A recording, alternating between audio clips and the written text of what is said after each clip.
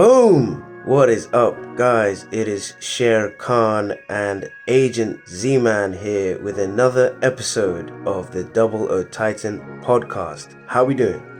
I am doing great. Good. Good to hear. So we just came off the heels of She-Hulk, the finale of season 1, and boy, we had our predictions, both Agent Zman and I. We had our thoughts going in, but I have to say, loads of surprises, and some of them really good. I genuinely like this episode. What do you think, Agent Zman? I think this episode kind of went out of its way to, keep the, fans on their toes. Like, they had a lot of unexpected things happen. Although the way it started, it was like, okay, it's the similar kind of formula that we gotten used to with like a lot of Disney Plus shows, and then they completely changed the script. Yeah. Like both literally and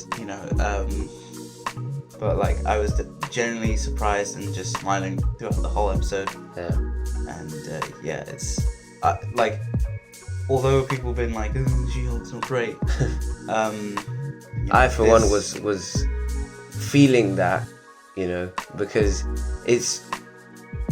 it's been a great show, but if you recount what's happened, because on purpose it's a grounded show, not much actually happens until, this, that, the other, or episode 3 this happens, or episode 4 this happens, or like it's not been as high stakes, and sometimes it feels like nothing is happening. This episode made up for it. No, but that's the whole thing that they did. They wanted to clarify, this isn't that kind of show. The norm that you expect the high stakes, you expect the plot twists and that stuff, as in oh, the villain is this guy, and it was clever that we'll discuss what happens, but how they addressed it, both to us as the fans, fourth wall, but also just say that we're gonna try and do some new things. So it's great that we got that from this episode, but without further ado, let's get into it. So the episode starts off with a homage to the Incredible Hulk, or Hulk Yeah, show. this was sick. This is really cool. The one with Lou Ferrigno. Yeah. And ditto copy of the intro, how it from sitting on the chair, both of them going with the thing. And also, I didn't notice it from when I was watching Incredible Hulk, but that's the same thing they do in that film. They recreate that whole him on the chair with the scanning thing. So, it's shot for shot, and it's really a throwback cool. to a throwback to a throwback. Yeah, exactly. It was really cool, and it kind of sets you up for, oh, this is different, and then we get into the episode. And I mean, before it gets into the episode, it I was surprised of they literally had a bodybuilder there as She-Hulk, and different actress. Yeah, but they did have different things where it shows Jen is looking on a computer, a really old school computer, doing texting to the intelligentsia, because it says on the screen oh, She-Hulk stupid. She's replying to that like a coded message, because obviously it's an old computer. And then we get the whole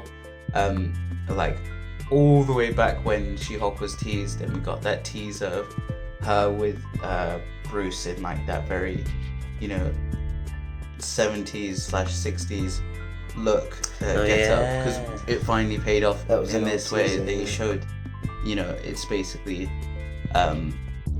bringing the elements of the Lou Ferrigno Bill Bixby show of oh, you don't want to get me angry kind of thing.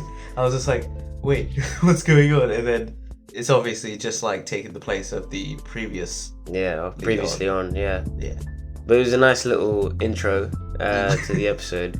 The episode itself, obviously we come off of the previous episode, the big climax and the twist where She-Hulk and Jen has been They've been exposed and yeah. humiliated by intelligentsia, and then we open this episode with her in the same cell, like kind of containment cell as Abomination. Obviously it's just her in there, but it's that same sort of containment cell. So it's like, oh, and my thoughts immediately was like, it's a powered down Jen.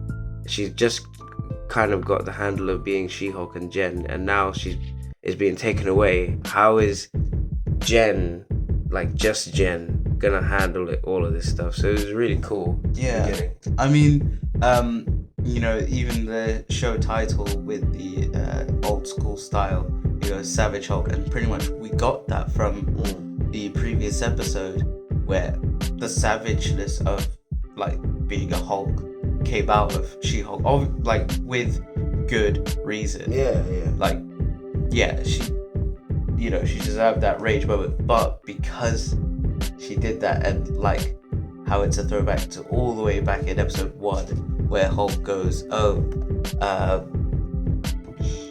any sort of rage moment, the public will just immediately turn against you. And they lose a monster.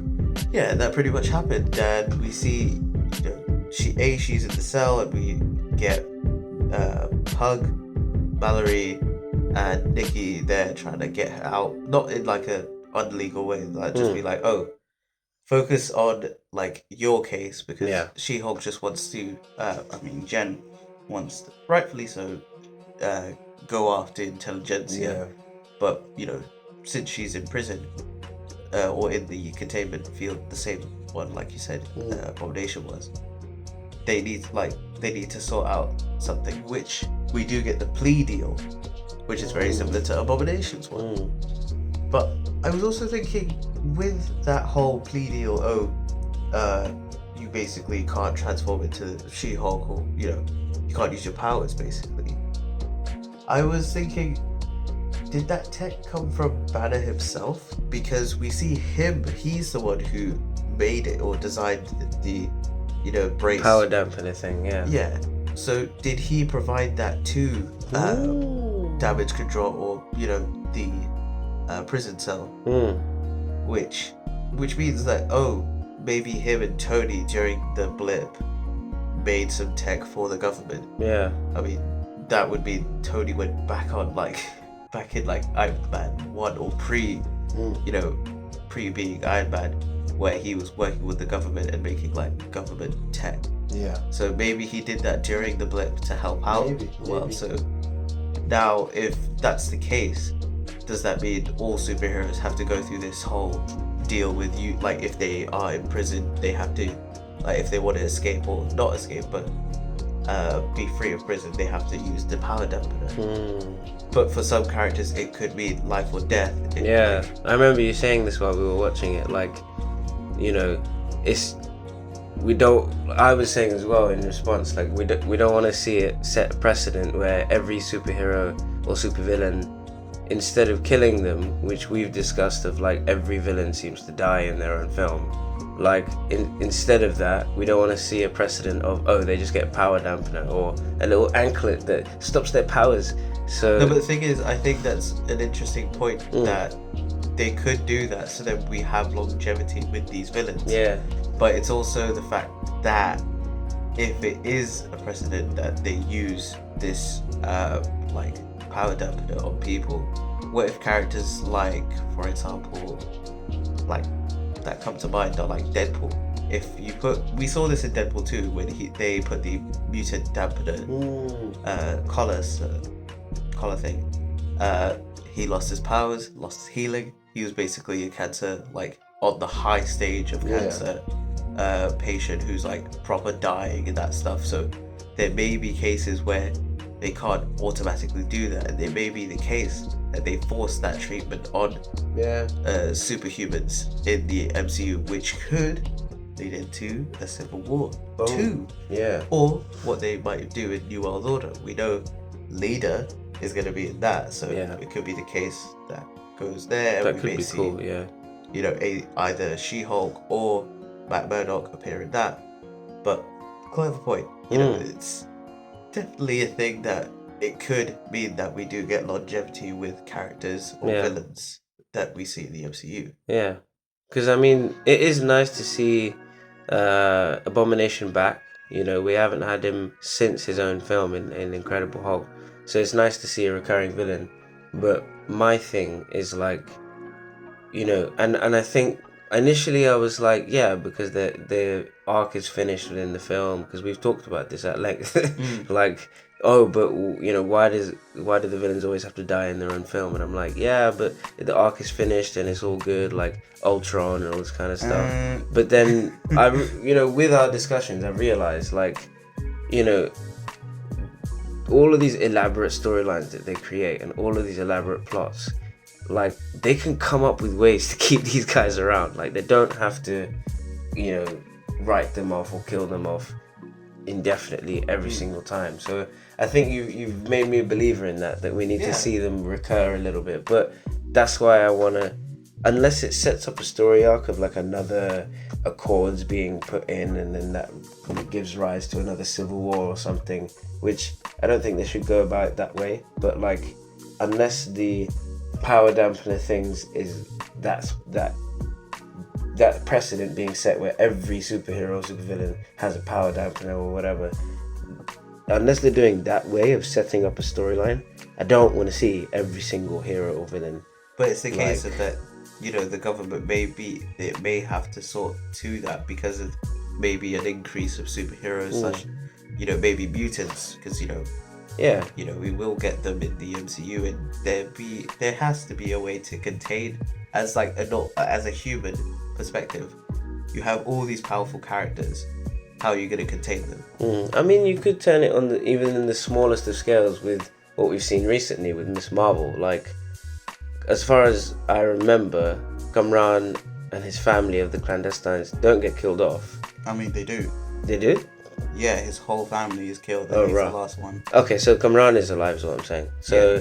So instead of him getting a power dampener or being like incapacitated or whatever, he's on the run. So that's interesting in that that's one way they could do it, and they've got a team of writers that can work on this. So there's different ways that they can come up with people staying around. Yeah, we can definitely talk about this in a different like a further video to explain like who should you know, who should have stayed alive. Quicksilver at the top of that list. Yeah, proper. But yeah, definitely, if you guys are interested in that idea, do comment and like to say that you want that. Definitely. Yeah. But moving on to the episode, we, you know, She-Hulk or Jen goes with the deal. We see her take her stuff away from HL&K, you know, the lawyer firm. So she's now back to like how she was in episode 2, jobless. Yeah. And she's with her dad, who's like spraying away the like paparazzi. Yeah, reporters and everybody. But you know, she's trying to figure out who is the Hulk King, and you know how like who's connected to the whole intelligentsia, which you know, we get whole thing with you know, Nikki trying to figure out what's going on, and also Nikki posting a clip of like Jen back in the day when she was like learning the twerk or something like that, just so she could post it on Intelligentsia. Originally I was like, oh no, Nikki bad? No. You know, I thought that as well. You know, at the very beginning when they pan to when she's in the cell, Jen, and then it pans to all of the, you know, Pug and Nikki and everybody coming out, I was like, oh, heel turn? Have they betrayed her? What's going on? But then I was like, no, calm down. And like I've seen like a popular theory, like people were noticing in one of the previous episodes where Nikki looks at the camera, the way like her wardrobe in that episode on that shot was very much like Agatha Harkness, because she had like a similar symbol on her earring. She had like the pentagram on her, although it's a star, but you know. And the way Agatha looked is the only like character apart from like She-Hulk who looked to the camera, to the audience. But anyway, like Mephisto. no, I mean it could like people saying, oh, she's a witch, like she could be part of that covenant I that doubt it. Agatha's with. But anyway, so we see they are trying to get find out the intelligentsia. Nikki is invited to their private event, but coincidentally, Jen decides to go to Abomination's, little hut. Yeah. And just go there to retreat for a mental health break. Yeah. And we see, Rekka's still there. Very disappointed about the wrecking crew were just basically a joke, and they're no longer going to be a thing. Although I kind of hope maybe at some point we get Wrecking Crew 2.0, but maybe not those members, because clearly they're all positive people. But you know what? Like, I feel like, and we'll get into it once we go through the big stuff that happens at the end, but I feel like the show suffers from doing too much while still trying to be a grounded comedy show, and it makes fun of itself for that. But I ultimately don't think it works. We'll get into it when we get into the big reveals and stuff, but ultimately making a meta social commentary on the fact that this is a big MCU stakes show, but not really, it's a comedy lawyer show, it kind of falls back on itself.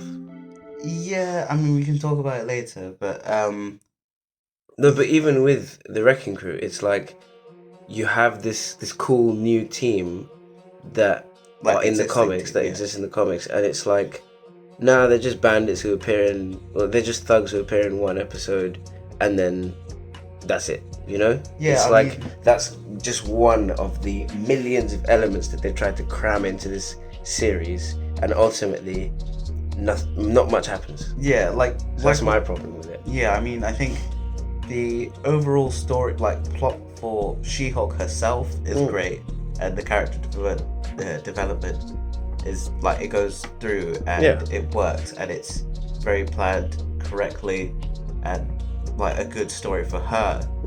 But everyone else that's in the story that appears, so you have those mini cameos, the little characters, they kind of didn't work, but we'll talk about that later. So Nikki decides to get Pug, which underutilized character, but I do hope if we do get a season 2, he'll be more utilized as a character who potentially has a crush on She-Hulk. Yeah, more on that later. But Pug infiltrates the intelligentsia through the invite.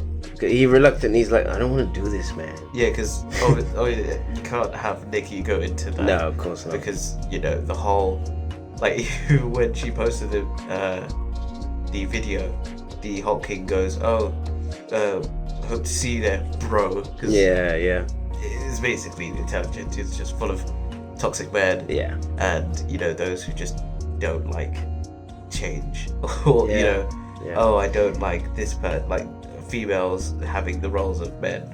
And they even talk about that, when Pug gets in there, the first things we hear is let's talk about female Thor, Lady Thor. She's trash, bro. Yeah. And then one of them goes oh, I would have the same criticism if it was a guy, but literally the conversation started, or the hate started, because it's a female. Exactly. Which is just why? Yeah. They're different. But that's the point. You get, unfortunately, you have people like that, and you have, comic fans, MCU fans, whatever you may call it, and it's not just limited to Marvel fan base. You have it in any fandom. You have it in fandom, yeah, exactly. Where, and we talked about it previously, where the whole idea of fridging characters for the prevalence of male storylines.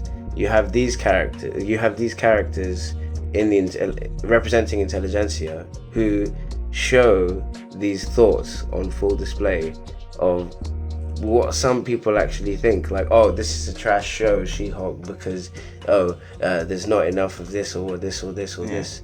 So it's definitely hitting the right topics of conversation, like they have in the previous episodes of sexism and all this kind of stuff. So as much as you hear me complaining about the show as a whole, it definitely hits the right points. He's definitely not part of the No, intelligence. definitely not. But because my generally I really like this show. But my grievances are more that it's ultimately too much It's too spread out. It's too spread out. They try and do too much, and ultimately nothing happens. Yeah, I mean, yeah, in a sense. And like how, you know, we all predicted Todd was hulking. Yeah.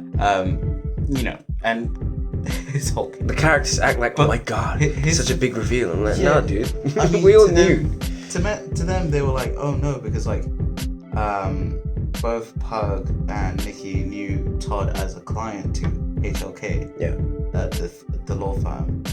But you know, it's a surprise to the characters, but for the audience, it's like, really? Yeah. Well, oh, okay. And you know, he said he created Intelligentsia, which may be a retcon to Avengers 2 when they show the file for Claw, Ulysses Claw. It said that he was a member of Intelligentsia. Oh. Which is very that was like a deep cut that I was like, oh, okay. So that it's like how in Iron Man 2, on Iron Man's phone, it said like he had the app for Illuminati, which was like, oh, he's actually part of the Illuminati, like back in that day. But then in Doctor Strange, is true, although it's a different Earth. Like if you know Doctor Strange, I mean, technically the Illuminati could still exist in the MCU, like the 616 universe, and Doctor Strange is not a part of that one, and maybe he doesn't know because he's just into the mystic arts, so he's not really in verse with what's going on with the Earth, because technically he didn't become Doctor Strange until like later on when Iron Man and the Avengers were already set up. So maybe there's that case, but with the, you know, Intelligentsia and Todd, I was like, is that a retcon, or did the Intelligentsia kind of branch out from first being a like group where, you know, maybe Ulysses Claw was using as like how the comics is, a bunch of intelligent villains working together to kind of like form, like, to fix the world and that stuff, and now it's a, you know, platform because Ulysses Claw is dead, and now it's more of a forum for angry toxic man babies. Yeah. But I think, you know, the MCU and DC as well, there's no short of retcons and those kind of stuff. So that's why if there's small details that have been retconned in order to make the story work, I forgive them. They're fine, because there's such a massive lore, and the movie universe is built on an already like dated, long history of comics lore. I wouldn't call them dated. Sorry, not dated, but like predated. Like it goes ages back, is what I'm saying. Where there's so much lore that, of course, there's gonna be hurdles that you trip up on. Yeah, like, oh, slip ups. My bad, kind of thing. But when it's a huge retcon, then obviously you're like, that doesn't make any sense. But this kind of stuff where Todd created the Intelligentsia, like She-Hulk as well as a series does take a lot of liberties with stuff, and it doesn't really matter because that's not the point of the show. It's not meant to take itself so seriously. Yeah, the show's mainly about She-Hulk herself as a character, and it's all about her. And I do hope the next season has more of a focus on the lawyer / superhero life. I think this show, the season 1, was more of a deep dive on Jen as a character and finding her way through, and it kind of teased at the end that it's going to be that the next season, or if there isn't a season, I think there's definitely going to be a season 2. There should be, because now they have their character, now they have their focus, now they know what to do. They know what to do, and it will be a more focused. It will have more focused storytelling, whereas this was like a lot of different things. But moving forward. So then, obviously with the reveal of Todd being Hulk King, we find out he's having the event in Abomination's hut, which we get Abomination, not just Emil just coming out. No, Abomination. He's transformed as Abomination, and we do see at the end of the credits, we see him put his brace on a chicken. Yeah. The chicken that you mentioned in that episode. When Yeah, in we the were like, art oh, panels. is he twitchy? But you know, he does enjoy transforming, I guess. But then, you know, he's just there. He's not part of the intelligentsia, so I was originally like, oh no, Yeah, he's actually big bad, and it's the original Abomination coming back. But no, he's just been paid. Yeah, to be he's been like, hired to, as a speech, and it makes sense. Like, sure, maybe they rushed it a little bit, but the pacing was good in the sense that you have Jen going there for the retreat, and then Pug and Nikki going there to infiltrate. But us only, because when you're inside Intelligentsia's place, we were like, hold on, this is the same hut that Emil and them lot had the meeting. Only keen-eyed fans like us would notice, but like when this actual scenes are playing out, you're like, oh, there's two different sub-stories that are kind of drawing to a close together. Going in, like they're and it's meeting at the crossroad. Yeah, and it's cool that you have a physical representation of that because they're literally meeting in the same room. Yeah. Like, but the fans are held in this suspense of like, okay, where are they actually going? Yeah. Jen is in this retreat, but she's away from all this, and meanwhile, Pug and Nikki have infiltrated this place. But where is this place? Boom! Everyone comes in the middle. Jen opens the door. Intelligentsia there, and then everybody realizes, as in us watching, realize, oh, this is where it's going down. Yeah, and so literally, cool. As you say, everything's going down. Literally, as soon as Jen's there, Todd goes, yeah, I'm the Hulk King, duh. And then he goes, I also was able to steal your blood, you know, the whole plot of, you know, the syringe. So apparently, well, we know, Josh was able to get the blood. Yeah. Was able to get the blood.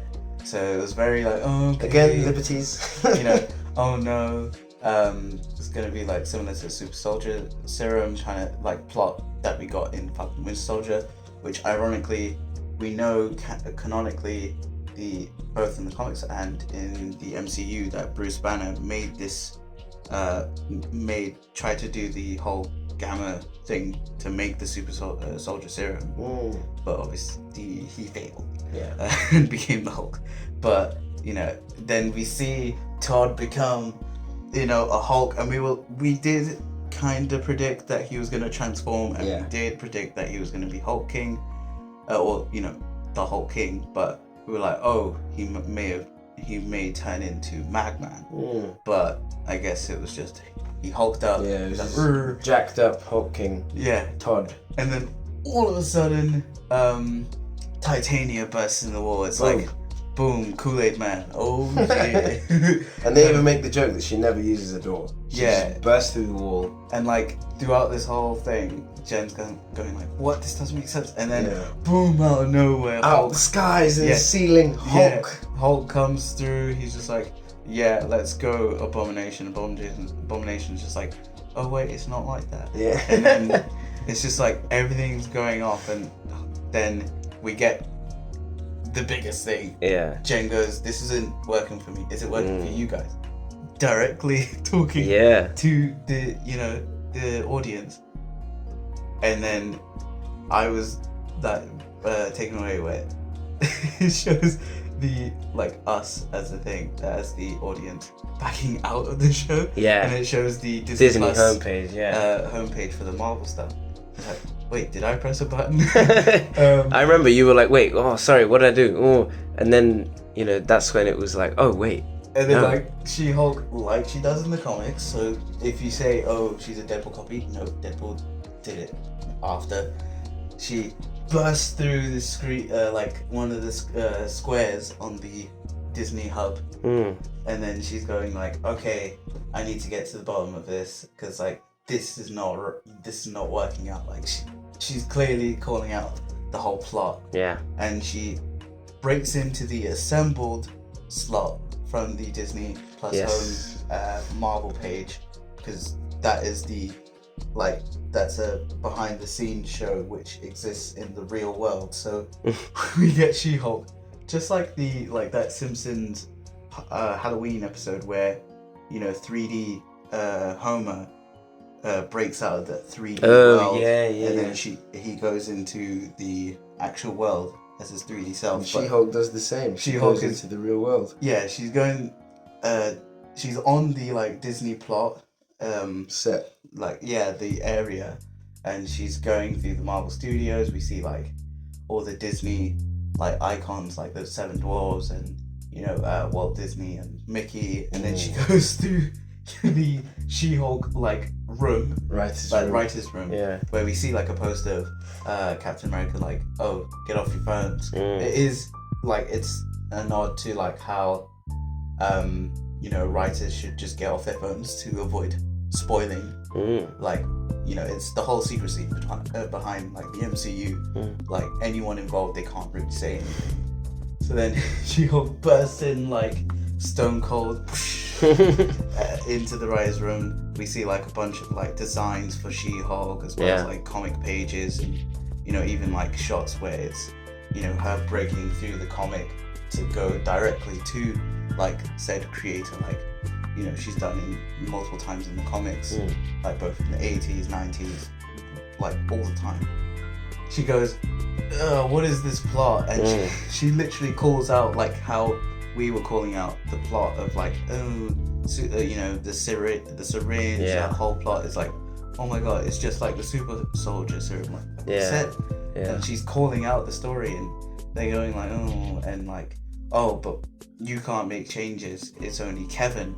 And we're like, oh, Kevin Feige. And then they're like, you cannot talk to Kevin. Yeah. Or like, don't mess with the Kevin. Although the subtitles kind of give it away that it's like the acronym Kevin. So then, like, she goes, okay, I'm gonna go to Kevin.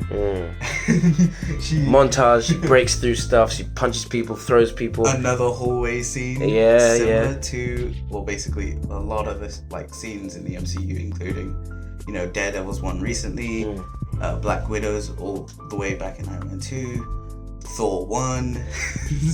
They love the hallway shots. And like that like hallway had like a lot of concept art through all the films, like of the MCU. And then she bursts through like a studio where it's like the main office, and we see Kevin Bot. No, not that. Oh, before that, you see, you do. Well, that is the whole thing. But we do see like a guy on the desk, and we do see some physical Iron Man suits. Back when they were all suits. Before they get there. Yeah, that's what I'm saying. But that's not important. No, it's a cool nod. Like, we see like the progression, like it's literally a physical embodiment of the MCU progression. You have the old silver suit of Iron Man Mark II, and then all the way to Iron Man the Avengers suit.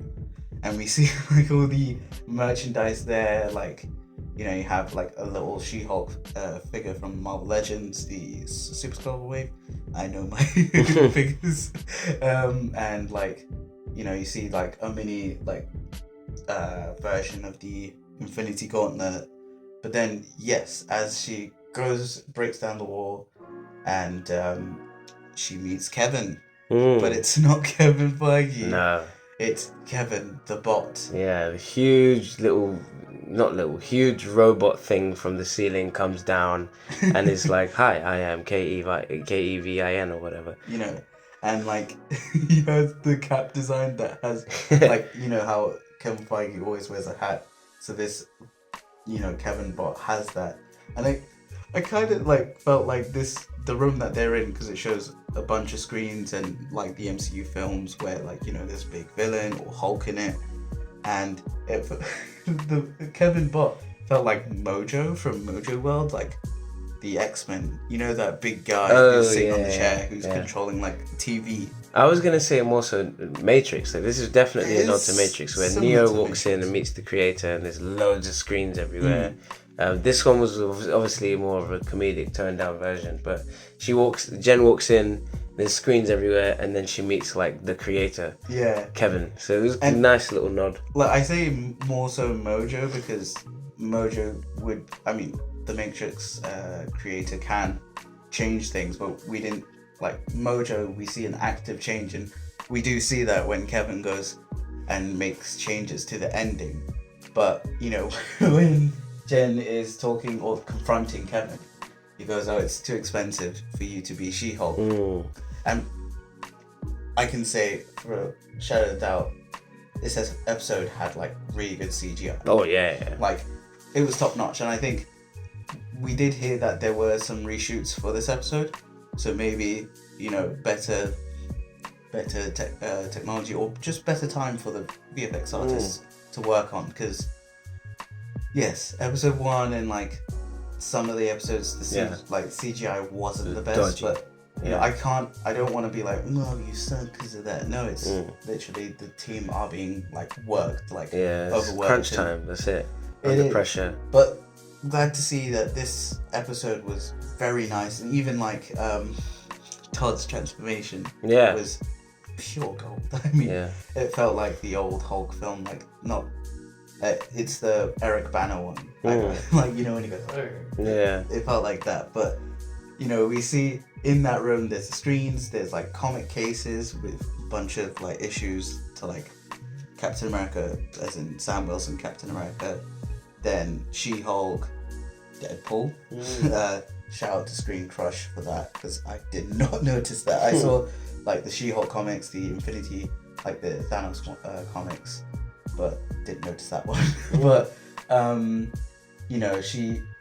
she basically confronts Kevin to be like, the plot's going all the way, like, why does Todd need to have the power to be Hulk when he doesn't need to be powered to be a villain? He's a villain because he's a villain. We see like Jen and Kevin have this back and forth where they're just essentially rewriting everything, and we're seeing it play out on live screen.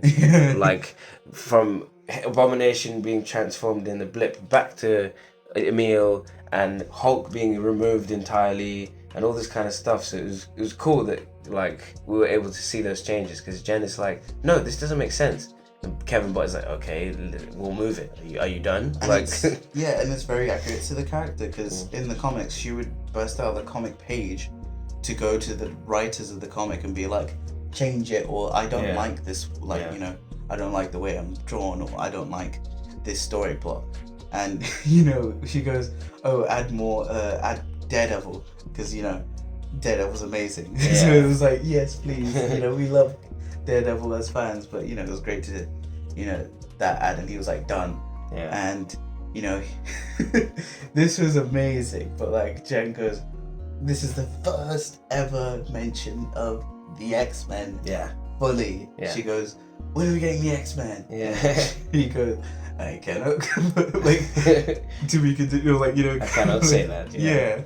And when she does say, oh, remove Hulk, we have an explanation from Kevin why Hulk's there. It's like, oh, we need him there so we can explain why he was. And it's like, she goes, oh, save it for the movie. It's like, oh yes, there's gonna be a Hulk movie. There's a lot of stuff they set up in that one meeting of Jen versus Kevin. Like, there's a lot of stuff. It's like Hulk X-Men, movie, X-Men, like loads of stuff. There's a lot. And so then eventually Kevin, like how any writer, or like how the Snap rewrites everything, or something that rewrites reality, does that. Basically makes the whole storyline with the syringe kind of mute. Mute in the sense that it's no longer like, it's not a plot anymore. So we go back into the episode after all this shenanigans, fourth wall breaking, amazingness. And we see it's in broad daylight, and Titania's there, but she's like doing her social media thing. She's about to record. Everything pretty much gets wrapped up really quickly. Like, the criminals are sent home or something like that, it's and not everyone's like it's all wrapped up. It's quickly, but in a good sense, because it shouldn't have to have these big staking fights. And she does mention that it doesn't have to have all these big stakes in it. When the show is about me, and literally that moment I got screwed over by this guy, and he needs to take act, like be given justice, or like he needs to go to jail, basically. And we see she's in She-Hulk form. She's about to confront Todd, but she de-transforms into Jen, and goes to see you in court. Mm. Perfect way to end that. We don't need Todd getting basically hit or anything. Like, we need him taken out of the sense, like, you know, through court and being charged and that stuff. And it works because fast forward to before the credits where the male reporter is asking She-Hulk like, oh, which version are you wearing today or whatever, which kind of thing, which one are we seeing, and or like how are you gonna navigate being Jen and She-Hulk and fighting crime and doing lawyer stuff or whatever. She-Hulk answers very like triumphantly in her whole arc being summed up. She goes, both. Yeah, it was a nice moment of like we've reached the destination of her character. Of you had some episodes where it was just Jen and she was fed up because she didn't feel appreciated, she didn't like herself, and then you had episodes where it was just She-Hulk and she felt it was too much, overwhelming. But now we have this combination of I'm Jen and She-Hulk. Yeah, deal with it. Kind of like equinox of like the yin and the yang meeting together to make a balance. And you know, we do see so Todd goes away. We see Abomination take like, you know, heed of that. Oh yeah, he transforms, so he's going back to prison. And we get Daredevil literally dropped out of nowhere. Yeah, just like how Hulk was. Yeah, but it's more so like, oh, he's plopped in there just to be. He's like, I'm here to help, like a game character. Like, I've just spawned it. I'm here to help. But then it's like all sorted out, and you know, we get the acknowledgement that Titania knows Daredevil, Pug knows Daredevil, which is, you know, all good. And then we get the end scene where they have like a family situation, like Fast and Furious dinner, and we have the reveal. Hulk comes back. Yes, he is here, but he has someone with him. Scar, his son. Scar. Yeah. Which it's clever that they did like some kind of like de-aging so that his face looked like a young Mark Ruffalo, but it's purely for the case that they probably haven't casted Scar yet, but they will cast him in his own movie. But Hulk, the Hulk film. Yeah, Hulk looked older as well, slightly older. And it is the fact that when they are in Sakaar, they like time goes by quicker, or like time is a lot different. So they could have been there for like what the whole show was only in like a week. Yeah. Sense, that could have been years. It could literally. And I'm kind of thinking Hulk may go into the Maestro, but we'll talk about that later for the Hulk film. Into that later. But yeah, and we got a satisfying ending. Everyone's happy. You know, we get to see Scar. He looks okay. His haircut's a bit but you know, he's got a ponytail, so hopefully we get to see those luscious locks. And then we have an end credit scene where we have Wong come back. Apparently they say, oh, he's tied up in a different show. Yeah. Although it could be a reference that, oh, he's just too busy watching Sopranos. Yeah. But maybe he may appear in the Agatha show. Yeah. Maybe. But he frees Abomination, which is strange, but could lead to him being in the Thunderbolts. Yeah. More on that on a separate video. Yeah. But yes, that is the finale of She-Hulk. Yes, we reached the end, and I have to say, with all of its ups and downs, I do like this show. I just feel like, you know, you run the risk when you're trying to be meta and you're trying to make a commentary on things, and you're also trying to be a superhero show, and you're also trying to be a lawyer show, and you're also trying to, you know, tackle necessary conversations about sexism, about, you know, male and female workplace, all this kind of stuff. You ultimately end with a show that manages to achieve a really, really, really endearing character, but everything around it is a mess. And that's my opinion. You guys let me know your opinion as well.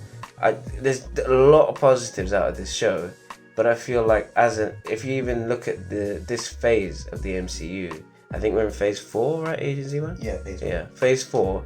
Like, we don't have a big bad yet. The thing is, and all of this stuff it's all cool, it's all great, but where is this headed? But the thing that's what my thing is. As we know, this is a multiverse saga, so this is like phase 4 is ending with Black Panther, Wakanda Forever. But in the sense this phase doesn't have to have like an ultimate bad guy, as in this phase. So phase 4 doesn't have to have the ultimate bad guy. It's the after effects, the like what happened post snap, post end game. But yeah, I think the show's great for like fully building She-Hulk as a character, giving her more meaning to to the whole MCU. It's not doing the whole trait of we need a big bad, we need a big twist. Yeah, it's grounded and very funny, very enjoyable. Yeah, and yeah, I think great show. Looking forward to season 2 because then they'll know what worked and what didn't work, so they can focus on maybe just doing like court cases and her being a superhero, because we didn't really get much of her being an actual superhero, like doing like you would say vigilanteism, in the sense that she's going out patrolling. But what would you say your rating of this show would be? I'd give it an 8. An 8. It's definitely better than Falcon and Winter Soldier. And that is your opinion. Yes. I just think the show knew what it was. It did even like outright say it. Like, yeah, the plot about the whole Hulk King was a bit, but the whole story is about She-Hulk as a character. It's a single character story, which we haven't gotten in the Disney Plus shows. All of them have been multiple characters, apart from technically you could say Moon Knight is a multiple character like story, even though it's one person, but with different personalities, different identities and that stuff. But yeah, it felt like a good story, and I'll still give it 8, maybe 8.5. I would say 7, purely because of the things mentioned. I like coming out of the show, great fun, really cool. Loads of stuff happens that is really cool. But when you I think it would be interesting to look back on this show, like a post-mortem of She-Hulk show. Post-mortem? It's a phrase. It's a phrase. Yeah. When you look back at something. We'll do that where we look back at She-Hulk past the honeymoon phase of just finishing it, because there's a lot of hype. It's really cool. Daredevil, all this X-Men, all this stuff name dropped and shown and everything. But when we look back at it, at its core, does it achieve what it wants? I feel like it gets there. Yeah. And that is the sum of the show. Like, it takes you on this ride, it gets there, but for me, there's some, it feels like a weird show. And it's great fun, because a lot of these shows have been very experimental. I personally really liked Falcon and Winter Soldier, because it was really, it explored a really cool topic of who's the next Cap, and are they even ready for it? Yeah. Whereas WandaVision, this show, they're very much like pushing the boundaries, exploring. Yeah. We can each do a video on each of those shows, because we haven't, as this podcast started with She-Hulk, we will probably go into those old shows as like an overview and say what we thought about those. But so here we are. Yeah. Thank you guys so much for sticking with us and for getting to the end of She-Hulk. Let us know what you thought, and even drop a number of your rating of the show, how you felt it was going for you, and let us know suggestions on what you want to see next. We've got a few ideas, and we'll keep you updated and everything, but let us know what you want to see. It could be out of the blue, it could be anything. It doesn't have to be MCU, it could be Dragon Ball, it could be anything. So you let us know what you want to see. But until then, my people, we have been the Double O Titan podcast. I am Sher Khan, and this is Agent Zman. Thank you so much, and please give a like, give a subscribe, give a comment. And share with all your friends. Yes, share with all your friends. And if you really love us, you'll subscribe. Double subscribe. Double subscribe. Double subscribe. So thank you guys, and we'll leave our socials in the bio. Check it out in the description, and leave us your love. So thank you so much, guys. This is us signing off.